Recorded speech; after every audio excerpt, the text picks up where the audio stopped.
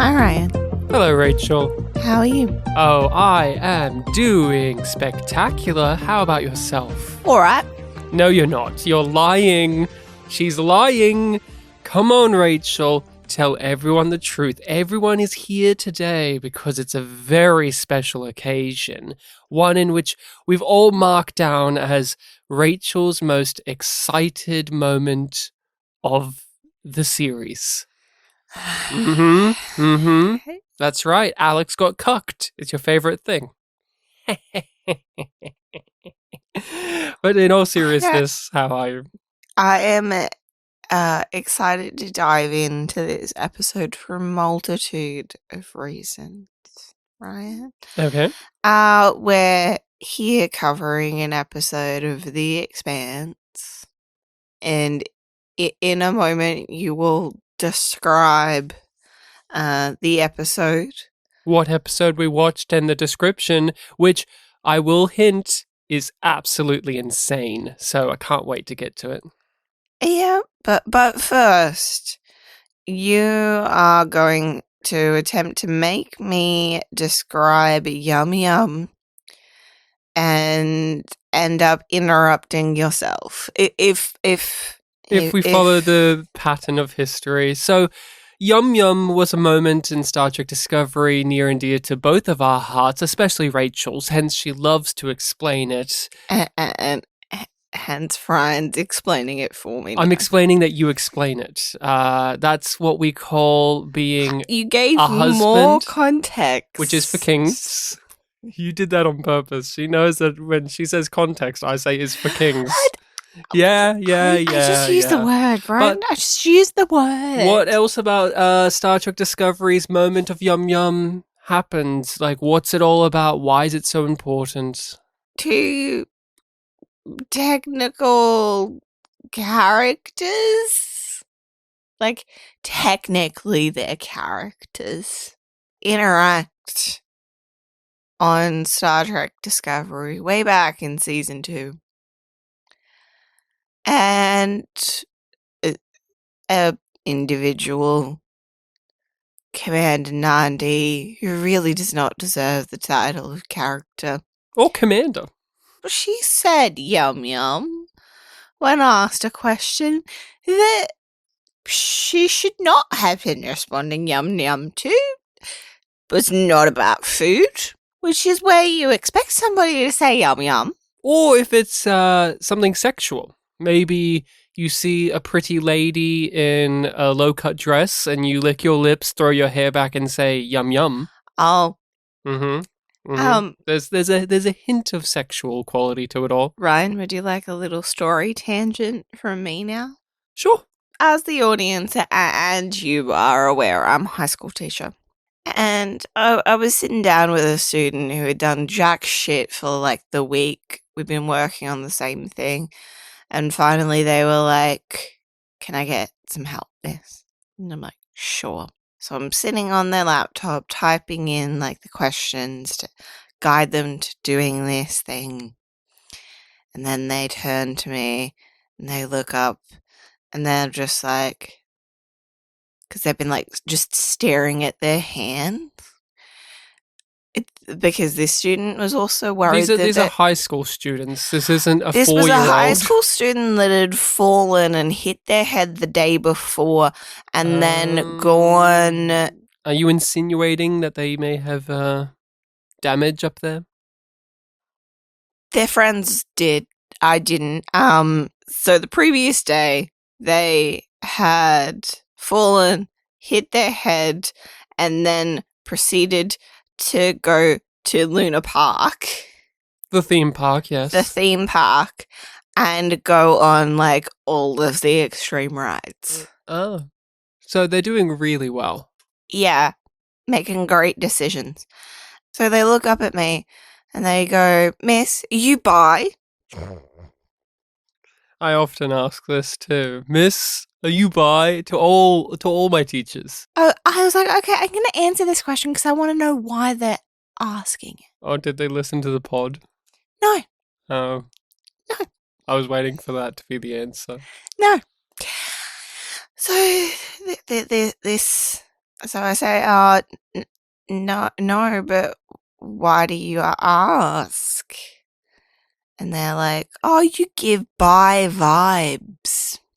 Do you think they're projecting? Maybe they're bi and they want you as the not their friend but authority figure to say it's okay to be bi. Maybe, Rachel, maybe they're here to actually tell you, Miss, are you watching The Expanse for the first time? And you say, yes, I am. As a proud That's not the end. non-bi woman, That's- I am watching The Expanse for the first time. But this student said, Miss, this isn't over. There's more to the story here.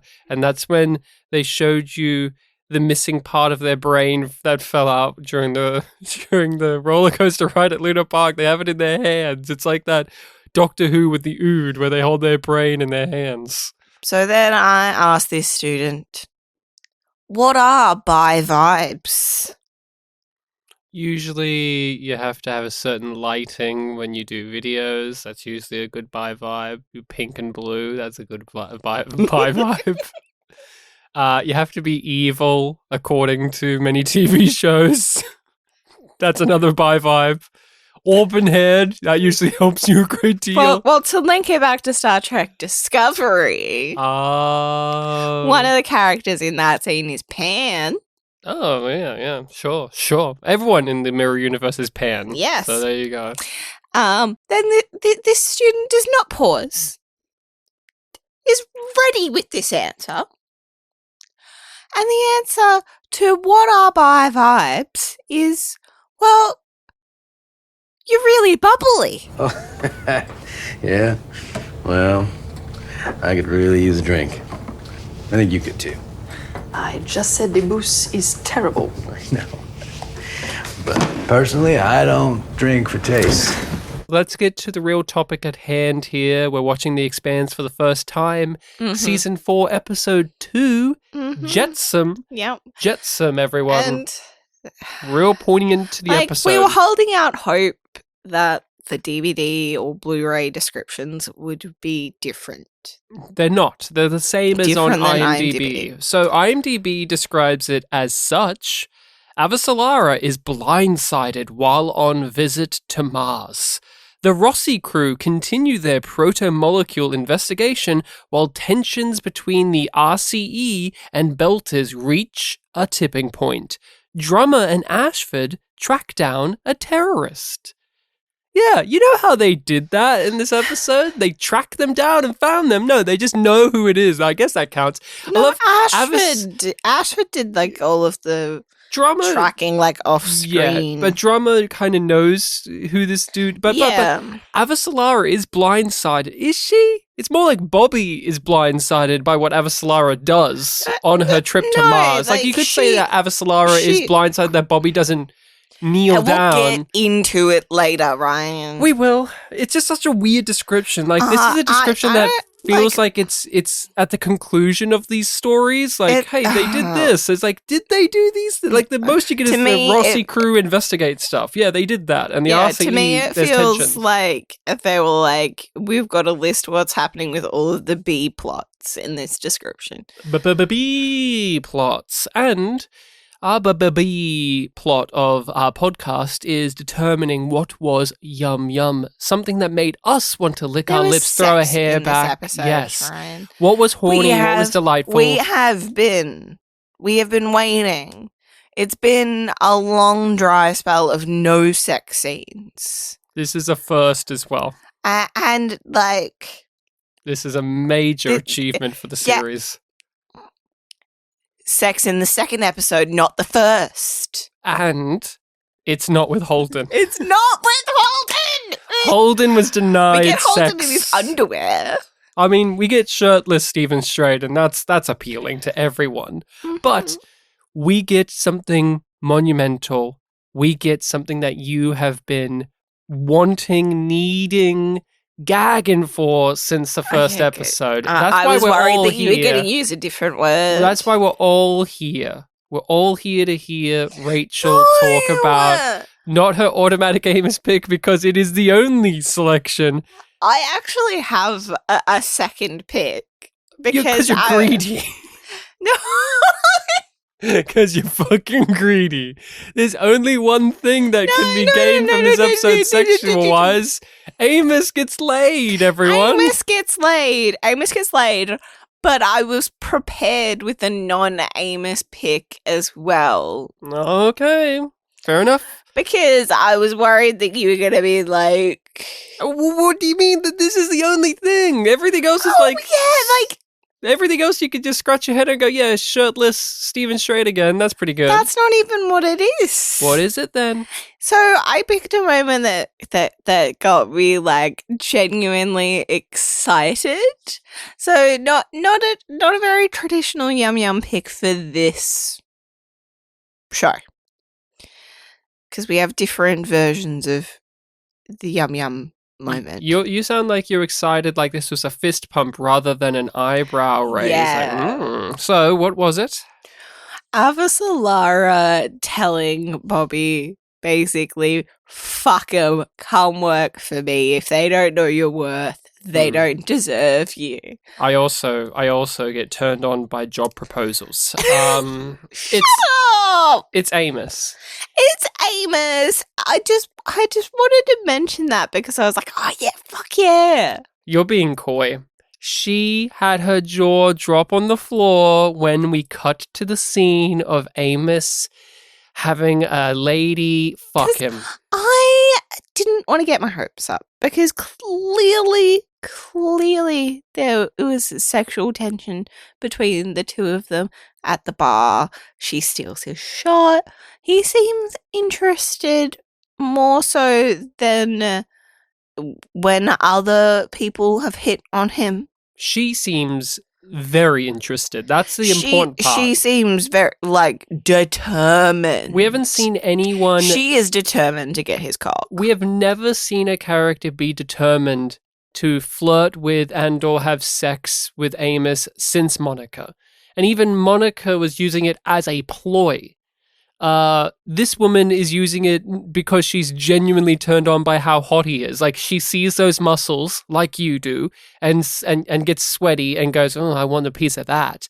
She had an automatic Amos pick and response in this episode. But we learned something very important. It's not just we get a sex scene. We get to see the shirt off. We get to see his pants are down there. But why are we discussing this in so much detail now when it's important to the plot? It's so grand that we get Amos orgasm on the screen. It's not just yet sex. He comes and he's a screamer. Everyone? West. Also, I don't know if that was Wes Chatham's point of view as an actor to bring that in, or if the direction said that, or the writers. He appears to have waited until his partner has come. Sure, I'll believe you. I was too busy focusing on him. When I was focusing on her, focusing on his pleasure. I was because I was distracted by that she was still wearing her top, and she just this actress said, "Oh, I'll show you my ass, but not my tits." But he's a screamer, everyone. That took me by surprise. But I'm happy to see it and hear it. And he was flexing those muscles. Made my day, made your day. Now, thoughts on episode 2 of season 4, Jetsam. What are yours? What did you think of this? Are there any thoughts beyond Amos got to fuck? That's Rachel's, and that's mine too. Thank you for tuning in, everyone. I hope you enjoyed Rachel's tales of school and us getting into Amos being a screamer. You can support us on Patreon and get these episodes early. You don't have to wait. No, let's get into it fully. What are your thoughts on Jetsam? My thinking is you know what?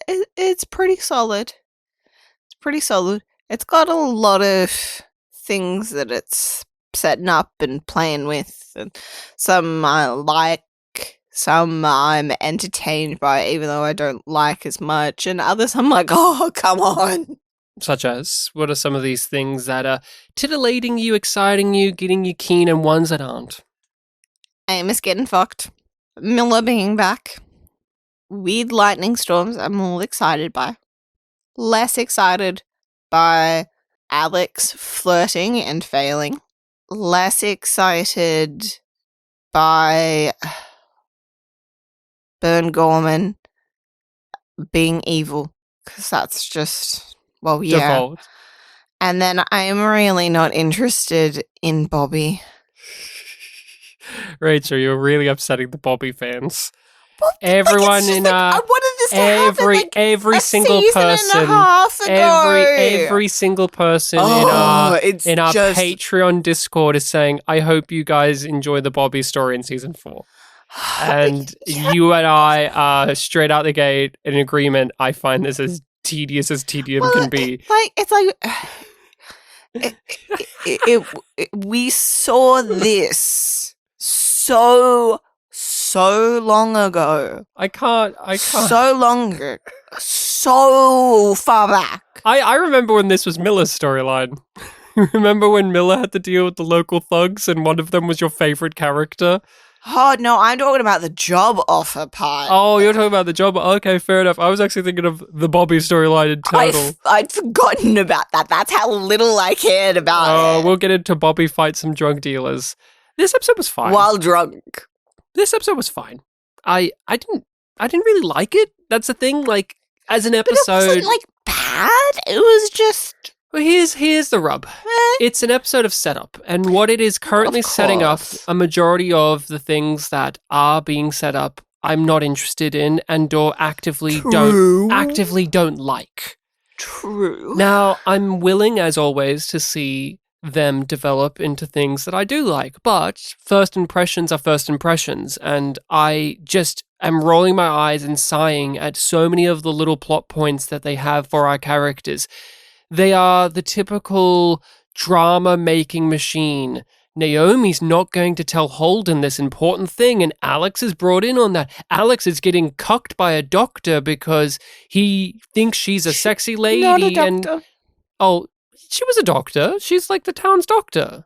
Yeah, but she's not an actual doctor. Yeah, but okay, Rachel, you win. I love the episode because she's not. To explain. I don't care. She serves that function in the story. And so now you've been more interested in male pleasure, and you haven't been interesting to women, listening to women. Fine. I hate women, and that's why Naomi's at the bottom of my list. We're same with Bobby. Same with day Avasalara. After International Women's Day, Ryan. Oh, for fuck's sake!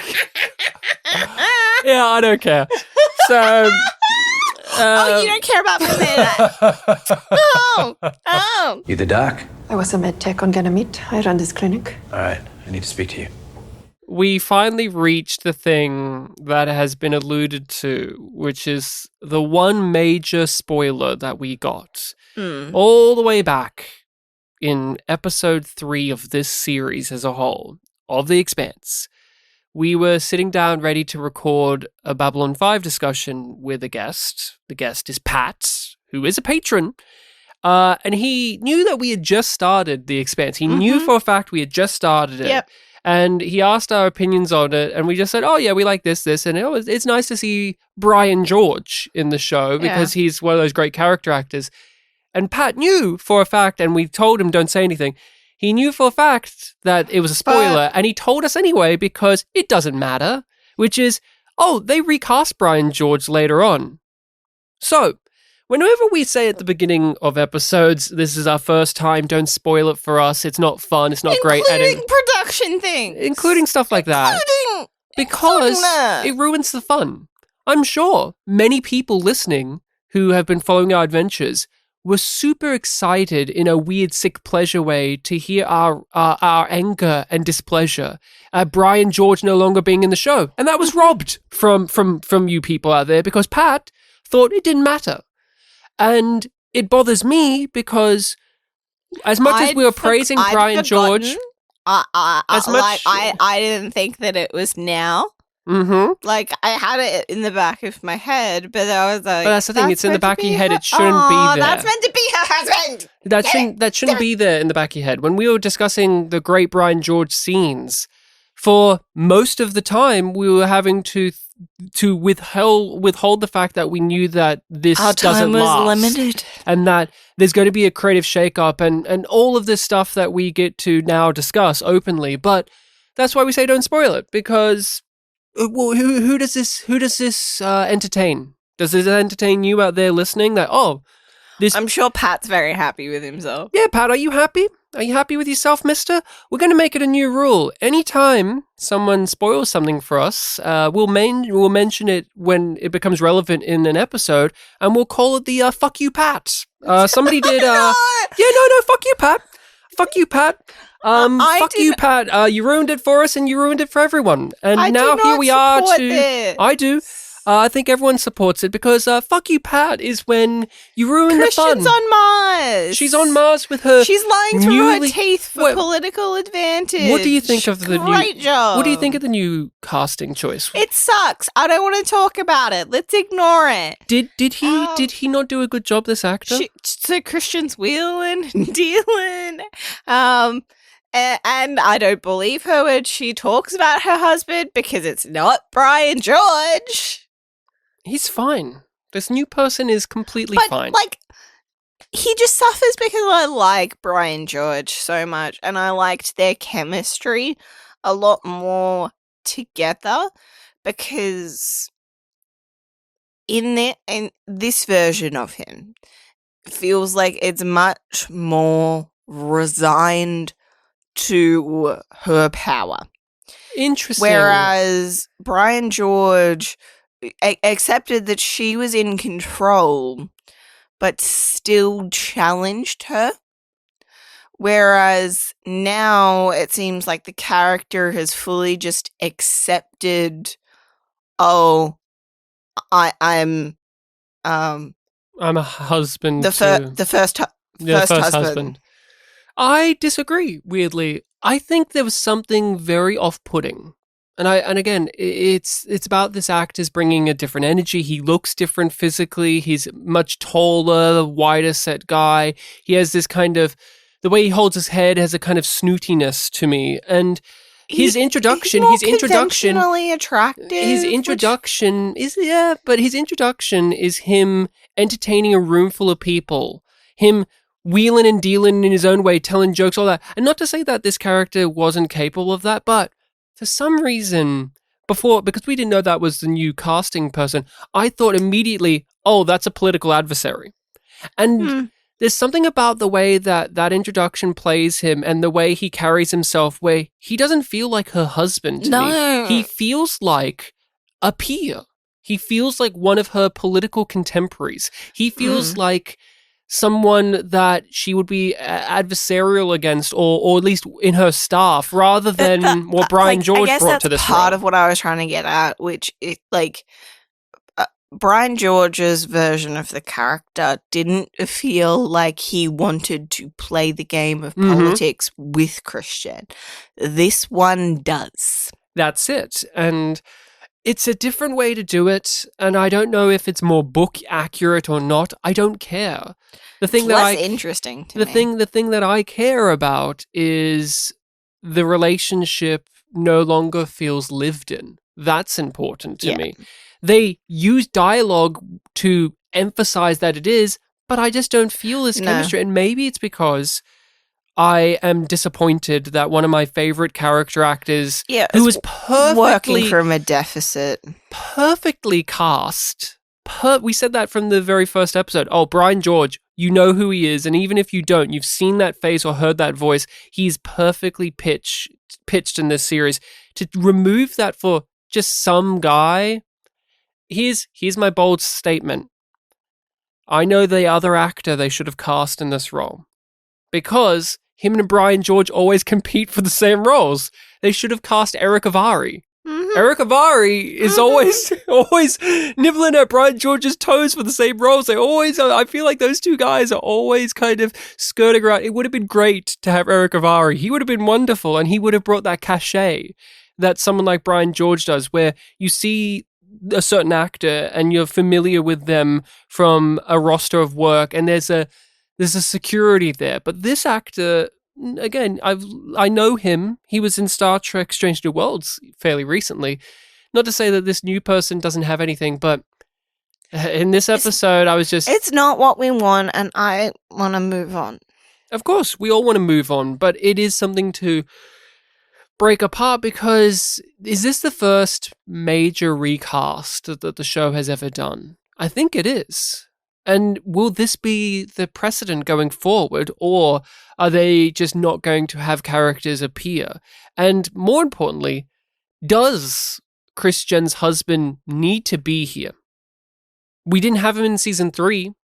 We barely had him in season 2.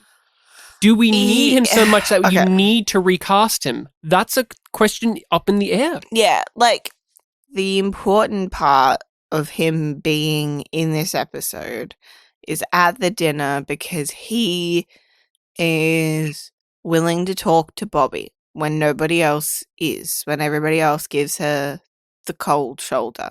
Mm-hmm. And you either could have changed that to another character that works with Christian instead of her husband. But Cotier's dead. Yes. And Aaron Wright's no longer here. Like, what other characters does Christian have that are in the show? Nobody that would be at the dinner. Yeah. Or you can just stretch it further and be like, Bobby's left entirely on her own. That would have worked for me. I think that would have worked much better. But I am going to keep my mind open and my heart open because they have brought the character back. And that says to me he will be important in the season going forward, because you could easily not have him be here. You could not have him be in the season at all. That way you avoid having to recast, because recasting, it happens. And sometimes, and I feel like in this series, it sets a tone in itself. Like, oh, okay, him being now having, like, they couldn't get Brian George back for whatever reason, but they felt the need to have the character, so they recast. It shines a spotlight on the character that probably wouldn't have been there otherwise. Like, if Brian George appeared in this episode, I don't think it would have guaranteed to me that he would be ongoing in the season, because he wasn't in season 2 ongoing. He wasn't in season 3 at all. We barely discussed him. He popped in.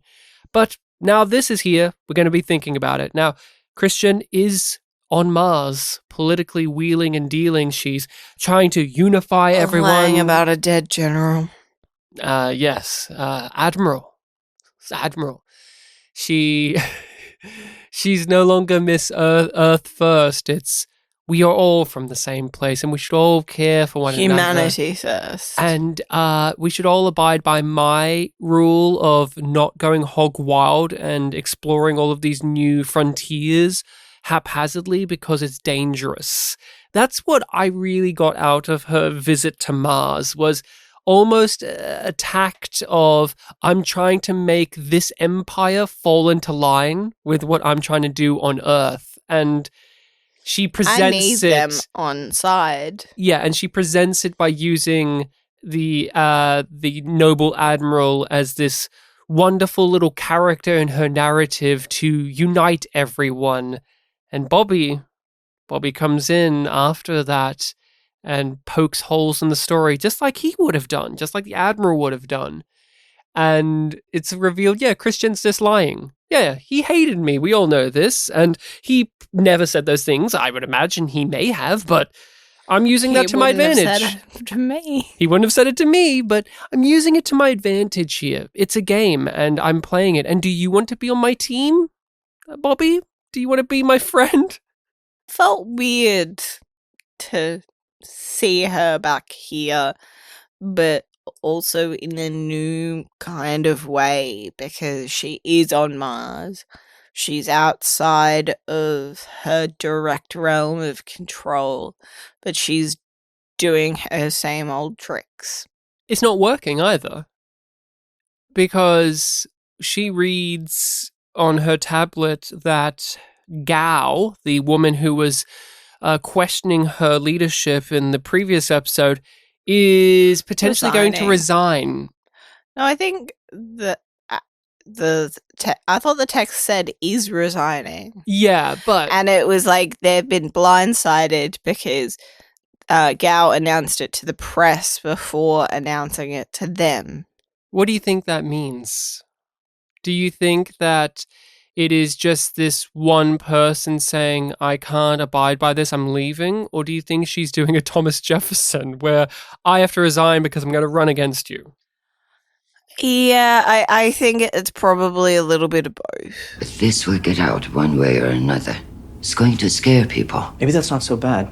It'll support your position that going through the rings is too dangerous. Sometimes I fucking hate being right. Bobby says, no, I won't take the job because that would be an interesting plot. Instead, I'm going to go on a far less interesting plot journey, it seems. She's got to deny it a little bit longer. She's got to look the audience in the eye and say, no. Instead, I'm going to deal with my dipshit nephew and his dumbass friends. And who's making drugs. Who are drug dealers. And Fucking hell. Is Bobby a good character? I don't even, I keep wanting to say she is, but then they keep throwing bullshit at me with her, and I just keep throwing my hands up in the air going, why am I investing in this? There's a difference between a good character that gets bad plots and a bad character that gets bad plots. And I don't know where Bobby lands anymore. I don't. After a certain point, though, how many times in a row can a good character get bad plots and still be considered a good character in your eyes? I don't know, but I wish I had an answer for you, but I am just so confused. The thing that I really love about Bobby's perspective and side of the story, to give some positives, is the background of it all, that Mars is becoming disillusioned by how things have changed in the universe. This gold rush opportunity has made them defunct. Everything that they were doing, all of this militarization and trying to fend themselves off from actually progressing the planet forward. Be succeeding? Like, they have clouds on Mars now? Yes, but that's exactly it, though. Like, there's this push and pull of, we withheld this progress for nothing. Because they probably could have made greater strides to make Mars a livable planet, but they sat on their hands all of this time, being warmongering, being defensive, and now here's a bunch of portals that can take us to places where we don't have to do the work ourselves. And Christian's husband talks about how they have this generational thinking and it's something that Earth is severely lacking. But then you cut to Bobby and she's this grunt who's walking around in these overalls and she's having to decommission these ships and tear them apart and do all of this. And there's just this misery, this like overwhelming misery in the air for Mars. And then having to focus in on what are actual Martians doing, such as Bobby's nephew and his friends. It just says to you that they're rudderless now. Yay, great. We wasted all of this fertile ground for nothing in the end. And I love that stuff. Like, that's thematically resonant. I feel like the way that they are weaving the story in the background here for Mars is some of the most rich that they've had for the Martian point of view in the series. I feel honestly like Mars is the faction I understand or care about the least in the show, and that's really upsetting because I like what they are supposed, like I like the idea of them, but with what the show has done thus far, they've been very much at the bottom of the list. Like, I like Earth and the Belt far more when we have stuff with them and political back and forths and intrigue and thematic exploration of this thing and this thing and this thing. But Mars has always been at the bottom. But with what they're doing with Bobby's stuff is making it a little bit more for me. What did you think of it? I am apprehensive about it. I'm apprehensive because each time Bobby has come around, we're like, oh, this could be interesting. And then it's not. So I don't want to get my hopes up. And now they just throw in this rinky-dink plot where her nephew is embroiled in some drug dealing and making for some insidious group on Mars. His girlfriend is actually this shitty criminal who rues the fact that Bobby beat the shit out of her and her friends, and that you'll regret the day that you crossed me, the pixie-haired girl that's a fucking twig. You'll rue the day, Bobby. Rachel, I can't fucking wait for this to be over. Oh, God. Like, how long is this going to draw out for? Is it going to be one episode? Is it going to be the rest of the season where Bobby, because she was drunk and angry and upset and used her Martian Marine physical skills, beat up a group of people that she shouldn't have beat up? Oh, can we be done? I find it embarrassing. Yeah, The action scene was really good. so but- much of this episode, I'm like, like all of this stuff happened, but I don't want to talk about it. I just don't really want to see this come to pass. I want this to be go. the end. It's I like- want this to be the end. Remember when I want it to be that she goes to Avasalara and is like, I will accept your job offer on the condition that you like take my nephew and put him into like a snooty private school No. on Earth that's far away from his drug dealing. I don't even care. I don't care about the nephew. I don't No, even care enough about but see, I just want her- I I want just- that to have some relevance, and for her just to accept the job so we can move forward. I just wish that she was with the Rossi crew. She gelled well with them. It gave the actress a lot to play with. Bobby's just always in the corner on her own. And it really starts to cook when she's allowed to step out and be with the other fucking characters. She's not as fascinating as Christian, where Christian can have a plot on her own and be with her own group of people, and you find it really interesting to look at. And it's just like Bobby is just like, you are getting what feels like Miller leftovers, where it's like, remember in season 1 when Miller had to deal with Diogo stealing water, and it was just like, whatever. Can we be done? Is this the new No. Diogo equivalent? The Can we be pixie... done? Wait, Rachel. Is this the new Diogo equivalent? The pixie-haired girl drug dealer who's like, ooh, you shouldn't have messed with me. She's not as annoying yet. Yet is the important part. Bobby, I'm hedging. Of course. Of course I am. Naomi's ex is coming into the picture. Right? That's who Marco is, yeah? Yes. Baby daddy. Baby daddy. Baby Do you think- daddy's a pirate.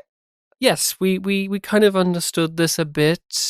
Drummer and We Ashford. knew that he was a bad guy. We knew he was evil Holden, is what we've been kind of led to believe him to be. The noble, charismatic guy, but this is a person who's the inverse of Using Holden. it for evil.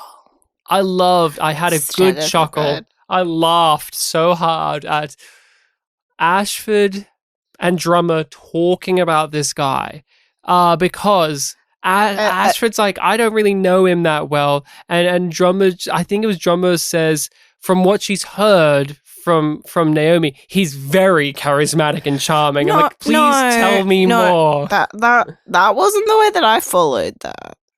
So I thought it was like, she's just like, oh yeah, Naomi told me that she was like involved with him, and you know, if he's like this bad, how like she has a line that's like, she fooled Naomi, and Naomi's so smart that I don't know how that would have worked.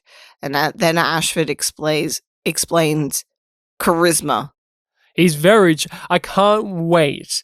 I am fucking on the edge of my seat to see the two options of what they do with this guy, Marco. Of one, he is truly a charismatic guy, or two, he is the least charismatic person you've ever met in your entire life. I don't because see it them has doing to be. two. I feel, you know what?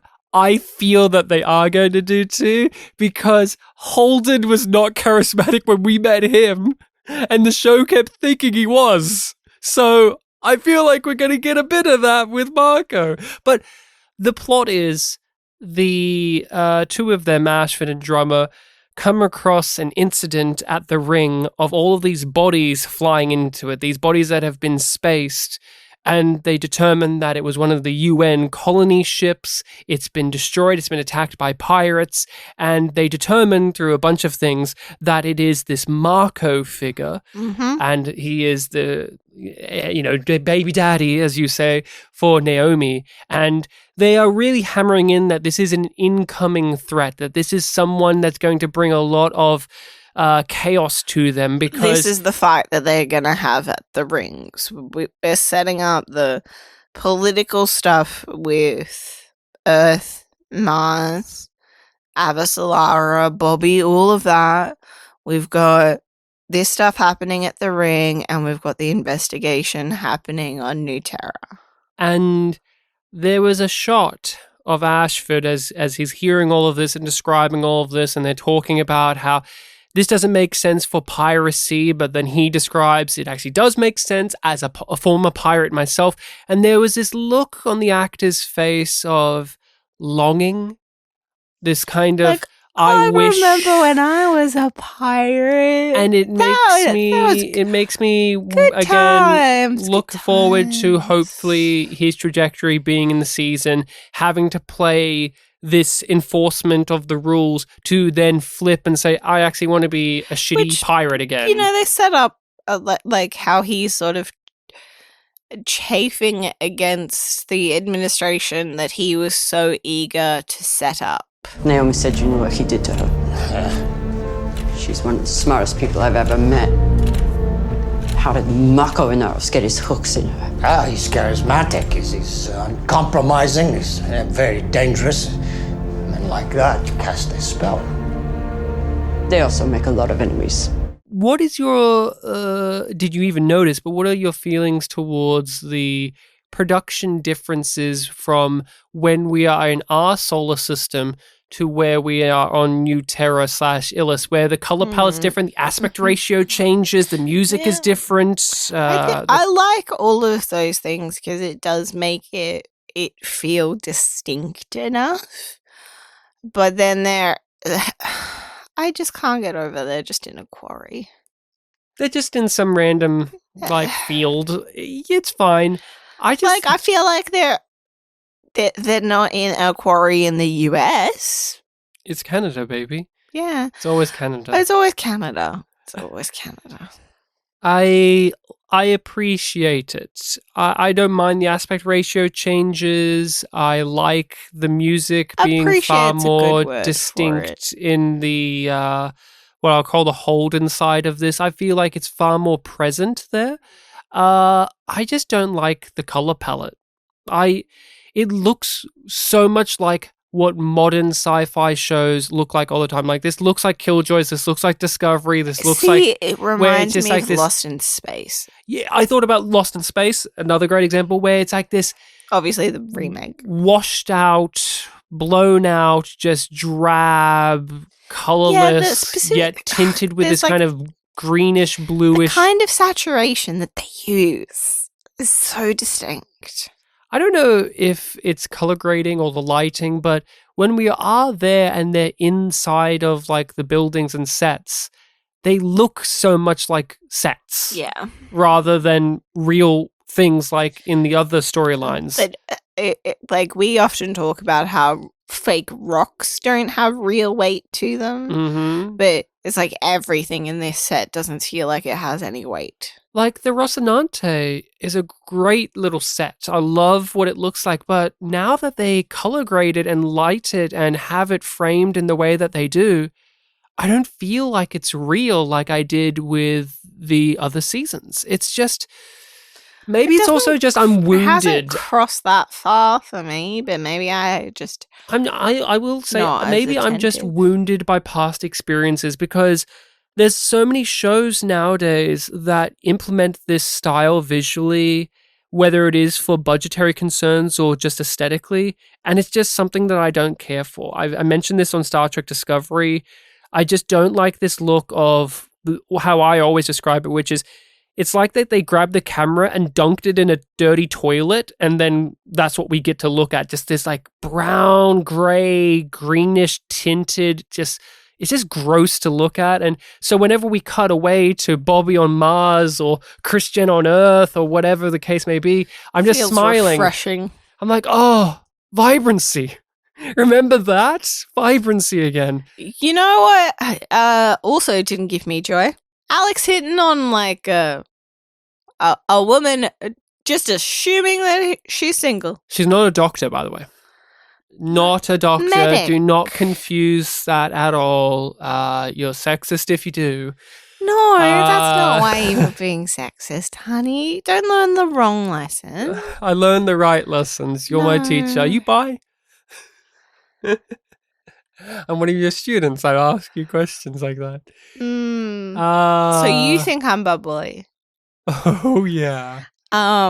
Listen to the podcast. Rachel's very bubbly. I want to add a further detail because I was explaining this to my colleagues back in my office.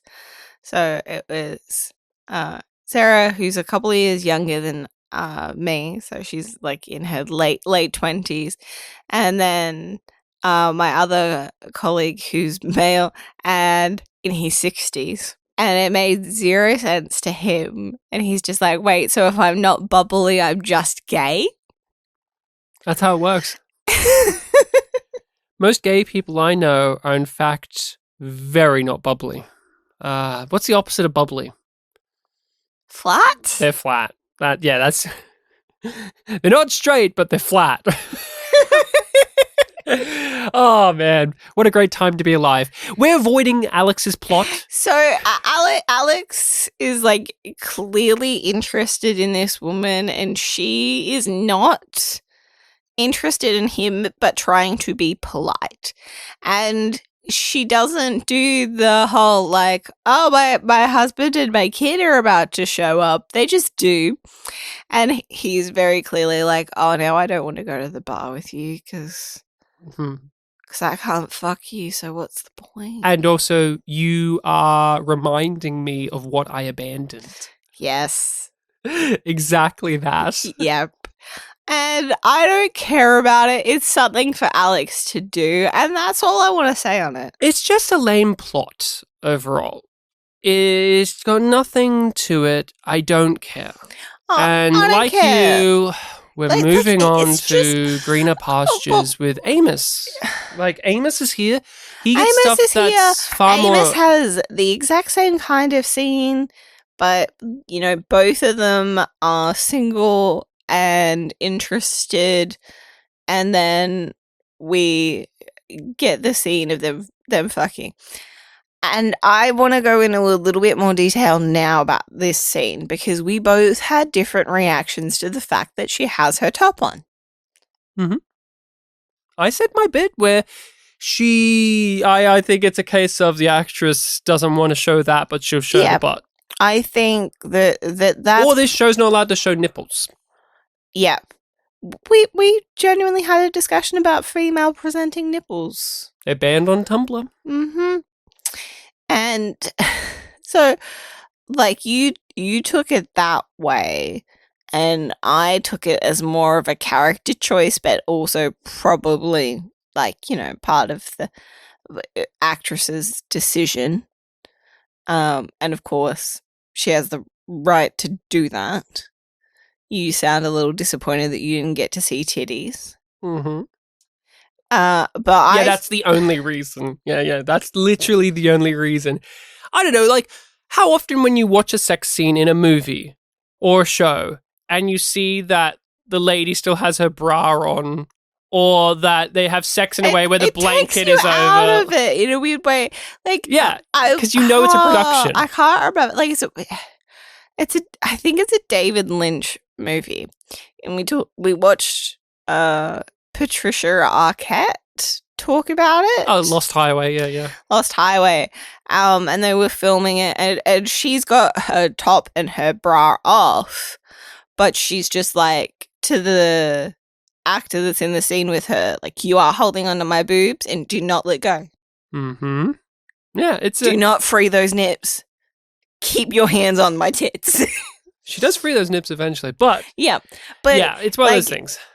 That's how I look at it, and that's a bit of why I'm like, okay. But Like, I also saw it as a bit of a character thing because it's just like it's a very transactional kind of sex scene where they are there for the physicality of it, right?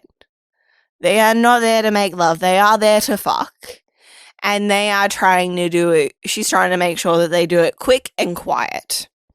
Thus, she's annoyed at Amos making any noise, and she's trying to be relatively quiet herself, right? Because she doesn't want people to know, or she doesn't want to attract any attention, yeah? Because she is a person with power within this area, and Amos is an outsider that has come in. So lots of people do not trust the Rossi crew, including Amos. So there's that layer of it.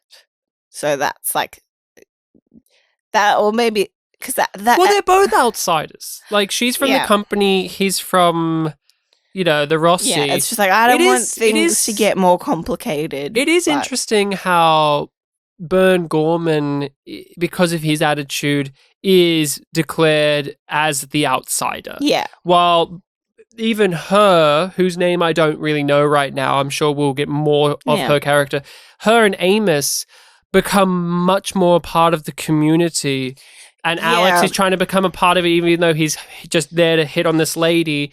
Like, and Amos isn't there just to hit on this No. lady. She's hitting on him. Yep. But like, they're actively like helping and participating and being a So- part of the community. So when they are having sex Yeah. and having to keep quiet, it's almost like you said, like all that, but it's also just courtesy. yeah, yeah. Well, Bern Gorman wouldn't give a fuck about any of those things. No. Because it's his town now. Like, Yeah. that's his ruling on it. And so, like, another part of like her keeping her top on is it feels like they're just doing it quick and dirty. Like it feels like he's shirtless because he was probably shirtless under the overalls. We see him put them back on. Yeah, and he doesn't have his shirt on, and like his overalls are like just down by his ankles. So it's like she's just unzipped him, pulled it down so that his dick is free. She's taken off her pants so her pussy's free, and they're just slamming meat. And they were just trying to get like quick and dirty. So it's just like, well, she doesn't need to take her top off to get her cock get her cock. Basically, she's taken ownership of Amos's cock at that point. It's just like, I'm going to use this for my pleasure. Shut the fuck up. That was mine. What else you got?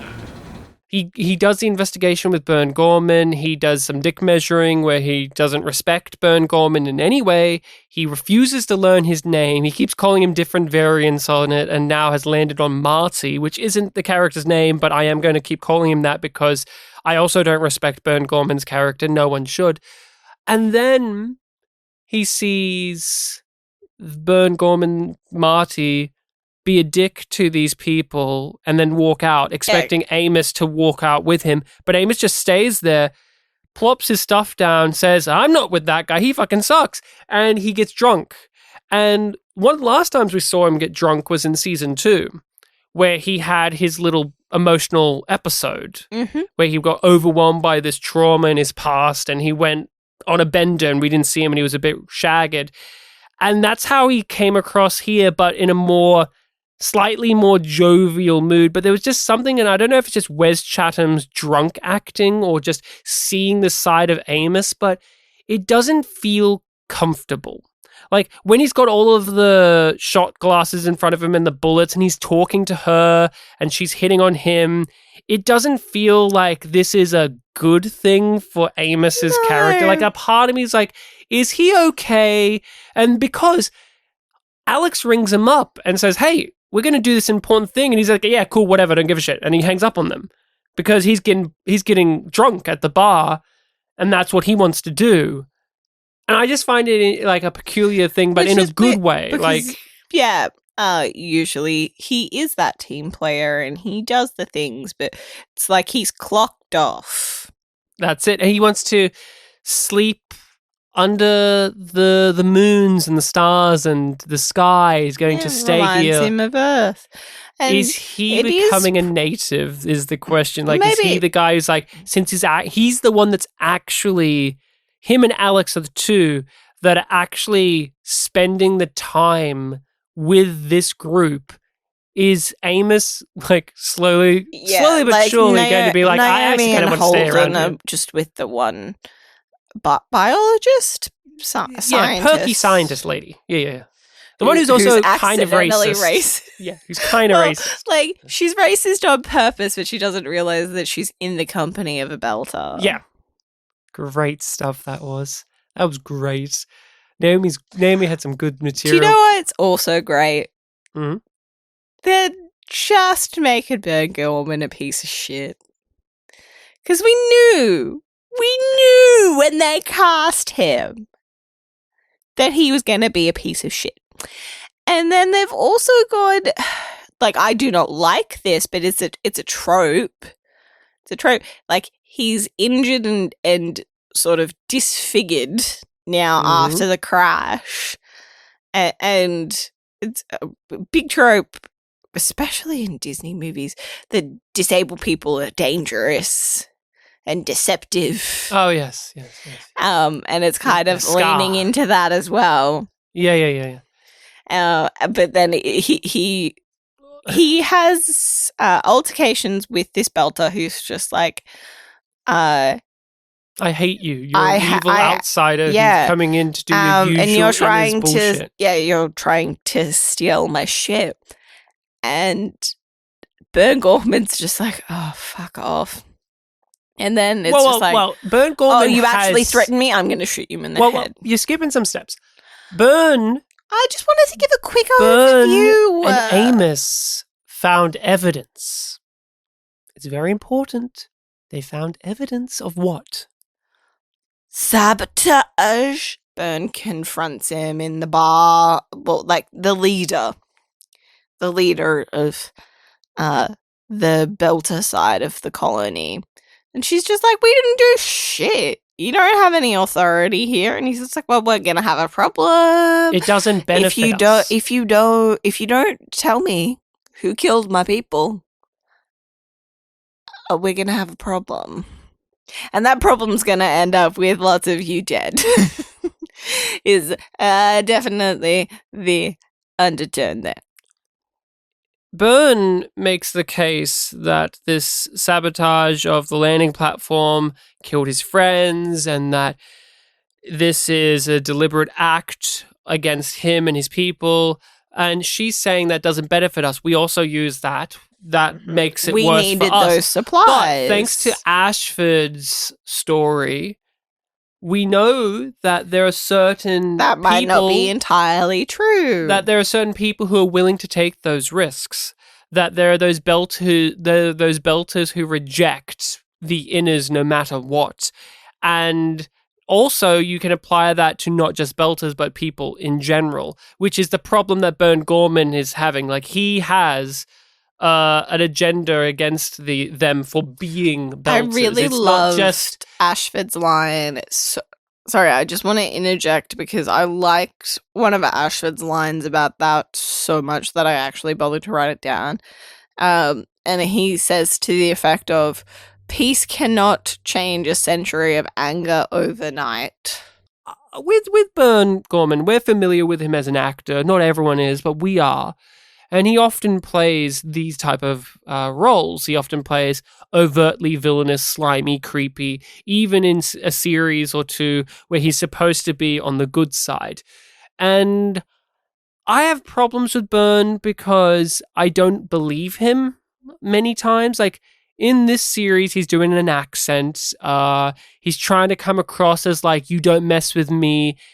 And I'm having a real quandary of how much of it is the series genuinely trying to make me believe that this guy is a threat that is like someone like he's a threat that we should be concerned about, someone who is genuinely intimidating, scary, and insane, or are they a joke? Because literally the episode is Amos and Burn Gorman are paired together. And Amos is this big, hulking, muscly guy sitting in a car or walking alongside or talking to this little guy. This little weasel of a guy. And this little weasel of a guy is trying to say, I'm the most threatening dude here. I don't know if it's supposed to be kind of funny or ironic or not, or if it's a case of like, you know, how Mr. Bester in Babylon 5 is genuinely scary and it doesn't matter that Walter Koenig is a small little guy because he just has so much that he exudes that's intimidating. What do you feel? I don't know where I land just yet.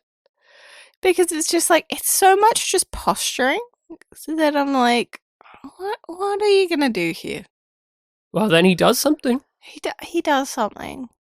I think, like, I say all of that and I'm like, well, he's evil. I don't question that. He's evil. If there was another actor, say if there was an actor who had the same kind of look and build of someone like Amos, would you think that they are supposed to be then genuinely a threat? Or do you think the on-purpose casting of Burn Gorman kind of makes what this character is supposed to be on paper ironically weak, like kind of ironically weak in a way? Yeah, because the casting impacts it a lot. He's such a weasel. He's such a weasel. And he shoots this guy in the head and he's expecting no repercussions. He's like, I did my bit. Yeah. Like, that's the end of it. Yeah. Because he's treating this like the Wild West of like, well, I have power for one, so he doesn't think that anything's going to happen. And, well, I was defending myself because he waits until there was a clear threat. And he gets off on it. Yeah. He smiles and he's like, yes, now I have a reason. Mm-hmm. Now I can justify this. I think, for the moment being, I rolled my eyes when he did shoot the guy in the head because it's the villain type that I really don't care for, which is, I am bad man because I have gun and I say that I'm important. But to give this its due, I think there is supposed to be a little bit of undermining of his character and a bit of humor to how weaselly and pathetic he is, not just because they've cast Burn Gorman, because of one thing in particular. You mentioned that he's been disfigured, he's been hurt, he's been injured since the crash. You did not mention, however, that he's still wearing the same clothes. And a part of that is, in this big scene where he's got his gun out, he's in these torn up pants where he's basically in his briefs. Like, you can basically see his, like and there's just something very the funny. leg that's been injured, it's like they've cut around the pants. To give him his little brace. There's just something very, just almost humiliating. A little bit pathetic. Humiliating to this character who's trying to say, you can't mess with me, as is in these big torn up pants where you can see his underwear. Like, it's just something about that says to me that the series knows. That the series is not trying to play him off as just a genuinely like, watch out, I'm a big evil corporate security guy. I think there is a little bit more to him, and I'm hoping that they lean into him more, like with Melba, like with Clarissa Mao last season, where we really became enamored with her because she was such a loser. And it's hilarious to say Clarissa Mao because Clarissa, she could beat up Burn Gorman. Did you see how jacked she was? Ooh, yeah. Rich society lady. She could beat this guy up. The blue goo tooth. She was a loser. Like, she kept finding herself in, like, Looney Tunes, like, situations with her plans and, like, not being able to get Jim Holden. But you know what she was? She was more successful than this fucking guy. This fucking guy all he's doing is sowing himself down, all he's doing is leading himself down a road of obvious destruction. Like, there's no way he's going to walk off this planet alive. Like, they're going to fucking kill him. He's going to die. Like, he's the type of villain where he's just so pig-headed that you're just waiting for him to meet the end that he has given himself. Do the right thing. Get the word out, and you have until morning to give me the people that planted the bomb. We will not be intimidated. Either they pay for this, or you all will. Naomi is having a wonderful time on the planet. She's seeing the heart's moon, she's giving seeing the out. sky, she's hanging out with her boyfriend. It's so metaphorical. It's so poignant. They're hugging, they're embracing. I really like that. I really liked the moments of pause, the moments to allow her to really soak in the majesty and beauty of living on a planet, something that she's never experienced before, and to let her and Holden have those A shared experience. shared experiences and romantic scenes. It's all in aid of something that I fucking detest. Oh. If there's any storyline that they're setting up right now, any plot beat, anything they've done in this show that I fucking hate, put it to the side, because what they're doing with Naomi right now is at the top of the list. Havelock, I wish he was here. Because he's the type of bullshit I kind of can tolerate. What they're doing with Naomi, I fucking hate it in any story. It's just bullshit, bullshit, bullshit, bullshit. So what are they? What are they doing with her? What's happening? So she is having side effects. She's having major health problems due to the gravity, due to the planet. She's fainting. She's getting ill. She's having trouble breathing. Her heart isn't as developing as well as they hoped. They hoped. Like, her bone density is improving, her muscles are improving, but her heart isn't where it needs to be. So Metaphor? That's what I was saying. Yeah, metaphor.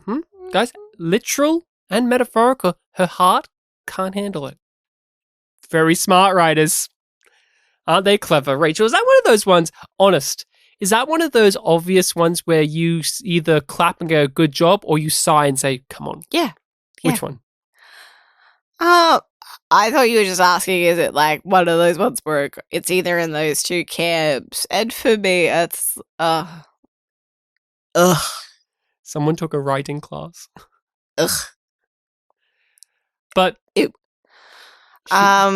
yeah, and of course she's hiding it from Holden. So, but Alex finds her and treats her and gives her an out, so that she gets to stay on the Rossi later in the episode. She's not just hiding it from Holden. She's now making Alex have to hide it too. So now there's a co-conspirator. And it's a ticking time bomb of when is her health problems going to majorly fuck up things for Holden? When is she inconveniently going to pass out? When's the liar revealed going to happen? Mm-hmm. That's what it is. I fucking hate liar revealed. Oh, I'm withholding information. We did this with her. And it was better done then. I didn't like it then either. Like, what does the... I hope it's short-lived. All this aids is drama. That's all it's there for. We can make many statements and go over, and I'm sure people are listening, are writing in the comments how this is totally in line for Naomi's character. Sure, but you know what's also really there for? Giving her some fucking dramatic bullshit in the season. I am so sick and tired of in stories, especially for couples, when they do this. They be lying. They be lying and withholding. And now Alex is brought in on this, and we're going to have to see him cover up for her, and then eventually he'll be dragged.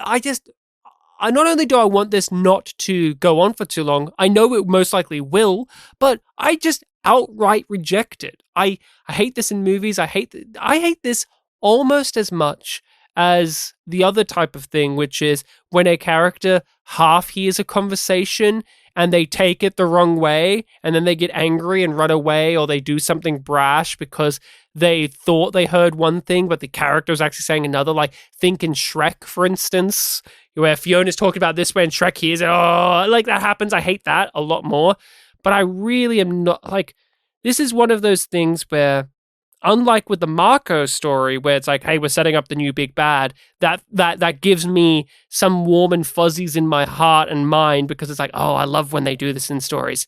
This makes me so fucking angry. Like, I can't, like, we talk about Bobby's story. We talk about Bobby not being something we're looking forward to, but is that better or worse than Naomi here for you? Ooh.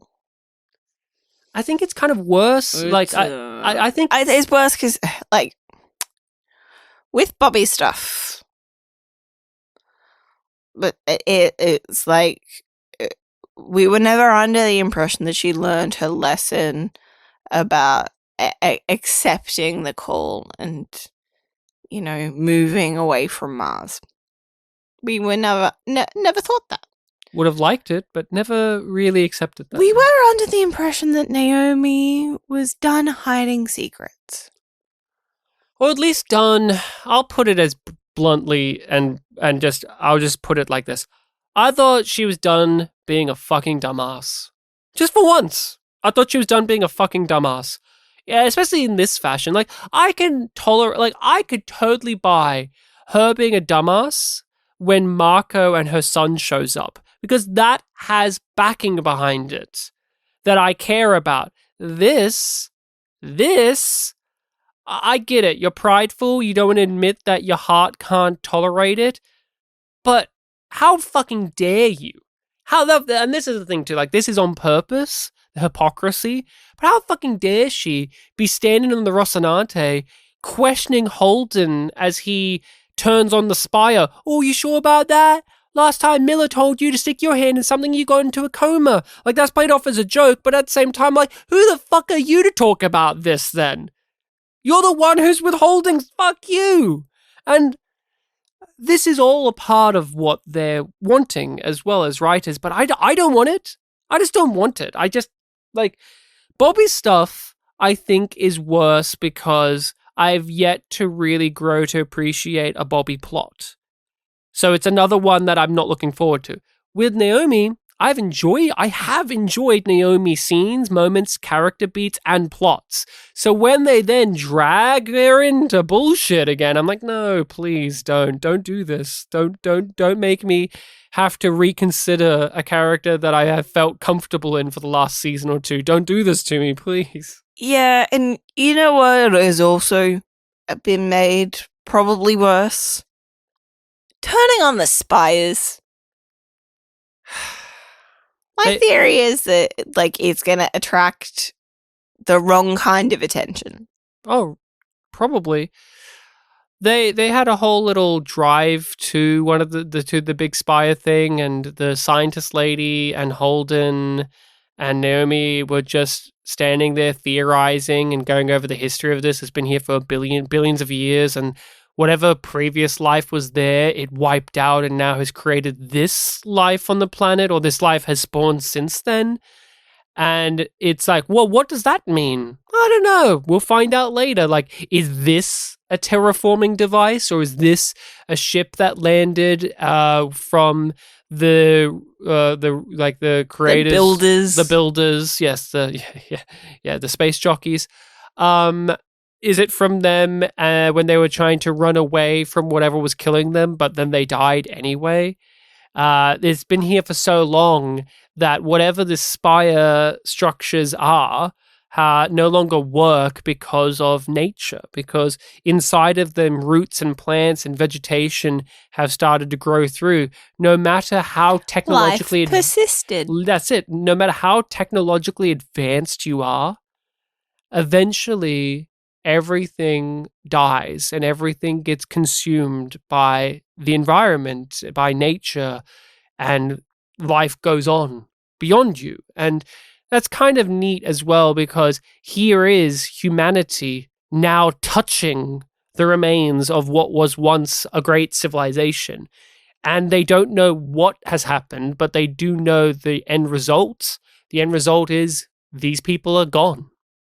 And now we are left with their toys and having to figure out what these do and if these are good things or bad things. And I actually really liked all of the Holden stuff. Like, it was very much technobabble and exposition heavy, but I'm looking forward to what this leads to, because the Expanse's big lore stuff, I feel like they have been doling out the information of that throughout the series really well, and I am confident that they're going to continue to do that within this season too. But Miller is here again. We actually kind of opened the episode with, I guess you could say, Miller's point of view. Yeah. Yeah, and he's hearing all of the voices. And we get the explanation of what's going on with that later in the episode. And we also return to it, which makes me intrigued if this is something that we're going to see more of. His kind of predator vision, his like heat vision, and him, you don't fully hear the voices. You hear like murmurings, but you hear Thomas Jane. A lot of background noise kind of levels. But you hear Thomas Jane as Miller having disagreements or arguments or, like, I guess, pleading with whatever is in charge and him having to begrudgingly obey. That's the thing that I really took away from each time we cut to his point of view.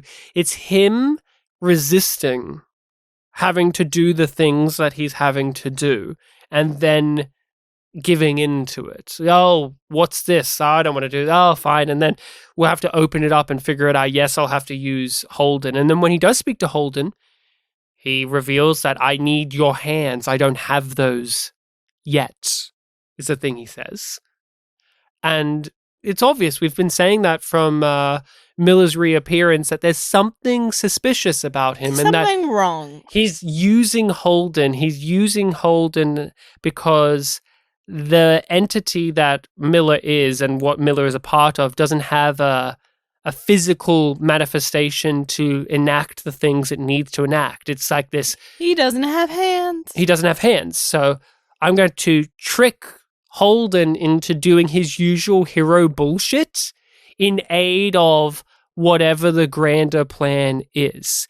And in the grand plan right now, you need to turn on this spire again. The little bugs or creatures, they're from this. But hey, don't think about that right now. I loved that too, where Holden's like, whoa, okay. So if they're from this, what are they there? What's their purpose? And Miller just shuts it down. Like, you're not supposed to think about that. Don't put that piece together. No. Look over here. Look over here. That was there to lead you to here. But what was that there for to begin with? That's off the table now, Jimmy Holden. We need you to fall into line. But I'm so in love with this story of Miller, where he's returned, but it's not this glorious, heroic return. It's this almost torturous nightmare that he lives in. And I mean, what is Miller's existence now? We've been questioning this. Is this Miller? Is this just his memories? Like, what is his entire being? And we get a little bit more into it, as you said a moment ago. He explains what his day-to-day life question mark is, and how would you explain it, and what did it make you feel, and what did you get out of it? It confirms the investigator is still connected to all of the lives that were lost on Eros. All of the lives that were infected by... Consumed. Yes, consumed by the proto-molecule. So he is seeing and hearing things. Experiencing, too. That they were experiencing. Which is really fucking intense. He doesn't describe it as a pleasant thing. No, it sounds horrifying. Yeah. Horrifying. You know the Borg in Star Trek and how you get people like Hugh or Seven of Nine describe being in a collective mind as like this calming thing. Like eventually it kind of becomes a hum and it's this like beautiful little thing, even though it's existentially horrifying. Miller doesn't bother with doing that fucking thing. He just goes straight to the fact it's existentially fucking dreadful to be in and that it's robbed him of his personhood and that he would desperately like it back, but he's not afforded that. And perhaps all he needs is for all of them to finally rest now. Like whatever the proton molecule programming is, it won't let them die. You still hear their voices? Voices. Memories. Old woman humming her wedding song. Little kid having a nightmare. People screaming for a death that never comes. To give this episode ratings, I have to give it a yum. It's a yum from me too. I don't get as much enjoyment from episodes like this that are much more about setup. Like a lot of our discussions kept turning back around to predictions and or I think this will happen or I want this to happen rather than thoughts on the characters or rather than the contents of the episode itself. I didn't find that there were many what can this be instead of what it is. And we have seen episodes have the perfect balance of this. And think back to the start of season 3. No, I think there was an imbalance here for my taste of it's just so dry. Agreed. Like it's so dry and just set up. Doing this podcast has really made me realize how much I dislike the setup stage of things. Again, I'm always much more proactive on them than you are, but in terms of actually being able to go through an episode, discuss it, and appreciate it, this style just leaves me feeling much more hollow than what we've had previously with the setup phase of what they do in this series. I'm yearning for some more thematic or character stuff to sink my teeth into. And there were some here, but not as much as I hope. And I'm looking forward, again, really looking forward to see how season 4 shakes out because it does have a very distinct feel to it. Now, the next episode has a title that I have seen. I read the title. I don't think you have read it. I assume that it had a title. But that you have not read. I have read the title. We have not seen the next episode. We don't know what the plot is. We haven't read the summary. We have no clue. Rachel hasn't even heard what the name is. But I'm going to tell it, and we're going to make our predictions of what could be happening next on The Expanse and what could be happening further down the line with what we've been given thus far. The next episode is Subduction.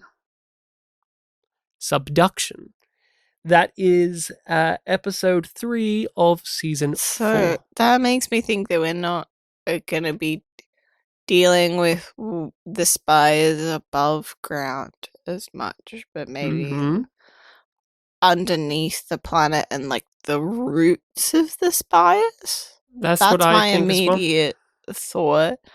That and continuing to deal with the a sort of underhand of things, maybe with Christian and Mars, and what's not being said being more important than what's being said. And that could also go for the stuff with Naomi. Subduction, from what I understand, I'm going back to year 8 geography. Subduction is about like when tectonic plates kind of collide and one goes underneath the other and it kind of fucks around with stuff like water emerges here and does all of this from my base memory of things. But it very much makes you think of Beneath. And I'm very much... You are right. And I am very much thinking the same Subduction occurs path. when an oceanic plate runs into a continental plate and slides underneath it. And that could be exactly what's happening here. We have seen that there is water around. No, I can't remember if they've established if there's an ocean or next to where they are. But so we could be dealing with literal or metaphorical earthquakes. Yes, well. I'm thinking that they have turned on Spire and now it's going to start shifting the terrain around. Like, this is a terraforming device. I keep going back to that there's always terraforming devices, and it never really has been that, but it's going to fuck around with the safety of the planet, and the Rocinante at some point is going to get fucked up, so it makes it so no one can leave. Yeah. Because we have all of these threats happening slowly. Like, Burn Gorman's ship is destroyed, the landing pad is destroyed, like all of these things. Naomi's health problems, and Jim Holden, let's not forget, he was topping up his radiation medication at the beginning of this season. I can see that being a problem for him if he runs out. And the protomolecule is around that could make things worse. So my thought is that this is going to put that into motion of reasonings for why they can't just fly away. Then, with Mars, I think it's going to be about the criminal underworld that Bobby has now found herself in, and she's going to have to contend with them. Those are the two main things I'm thinking are going to be happening next episode, purely just because of that title, but also with what we've been given in this episode. And outside of that, I don't have too many predictions for down the line that we didn't already say in the episode. No. There's just plot lines that I'm not looking forward to, or the ones that I'm interested in for very specific reasonings. Like, I do want to know how they're going to use Chris Jen's husband in the season. I am wanting to know, because his inclusion in this episode and the need for the recast make it abundantly clear to me that they have something for him to do, rather than when Brian George was here. When Brian George was here, he was always there just as like a shoulder for Christian. And maybe that's what's going to happen, because I think season long wise, Gao and her are going to have a political fight to the death. Yes, I think that Gao is going to run against her. Fight to the political death. And that Gao is going to run against her, and Christian's going to need her husband to help her through this endeavor. Mm-hmm. That's my big predictions outside of everything we've already said in the episode. Anything more for you? I think that Amos is going to disagree with the chick that he had sex with about what to do when it comes to Burn Gorman, because I think we're going to sort of pick up from where they left off with that. I was actually shocked that he didn't kill him right then and there. Me too. I don't think he had his gun on him, maybe. That doesn't stop him usually. No, but like, he was keeping his distance. I mean, Byrne does have a gun, so. Yeah. Amos isn't dumb about his violence. No, but he can be very reactionary. Yeah. At times. Mm-hmm. So I think that like, they are going to be dealing with the consequences of that murder. And I do call it a murder. Oh, it was straight up murder. There's no ifs and or buts about it. Illusion of self-defense is there. Burn Gorman doesn't have a leg to stand on. Was that a pun? No, but it is fun that he does have a leg injury. Yeah. But no, he has no good rationale. But he's going to try and spin one. Yeah. He's going to try and spin one. It's not going to be good enough. And I think there is going to still be that struggle between belter justice and inner justice. I think that tension is going to continue to be played out in different ways. And that is all we have for Jetsam, an episode that perhaps you are a fan of, but we were not as in love with it. I also see my feelings change if I rewatched it. Like, that's the thing where it's always difficult to give a thumbs down to episodes that are setups, because they are doing in retrospect, it would probably be very different. They do they do the necessary work, but at the same time, there is a need to make them also more entertaining at times. They should be good on the first watch and the rewatch. Yeah, there are times where they feel a little bit more like homework than they need to, and that's how I feel. But everyone out there listening, Thank you can you for listening. Support us on Patreon. We release these Yes. episodes early. You can email us. Don't do a pat. Don't do a pat. Don't spoil things for us. But you can email us over at yumyumpod@gmail.com to let us know your thoughts on things, or if you have anything to say to us, or if you just want to contact If you us. enjoyed, please leave us a review on any podcatcher that allows you to do so. We really appreciate it. And you can follow us on any of those social medias under yumyumpod or yumyumpodcast. This is all included in the description below for your convenience. But until next time, everyone, please think about how Havelock could have been here. He could have been in this season. It could have been Havelock instead of Miller. Or Havelock instead of Burn Gorman. Wouldn't that be an interesting dynamic? I would much rather. Wouldn't that be fucking wild? I would if much Burn rather. Gorman didn't exist, and it was Havelock, and he's like reluctantly having to be the corporate heel. I like that idea, but I also like the alternate version where the belter that is shot obviously doesn't get shot. He wins the fight against Burn Gorman, and it's just like, oh wait, he's dead already, because it's the Gaunt Belter. If the Gaunt Belter was actually on this colony, that would be like awesome. Like all of these jokes are happening because Havelock sucks, and we have this like fucking sick fascination with the Gaunt Belter because he was like our first Belter character we really got a handle on.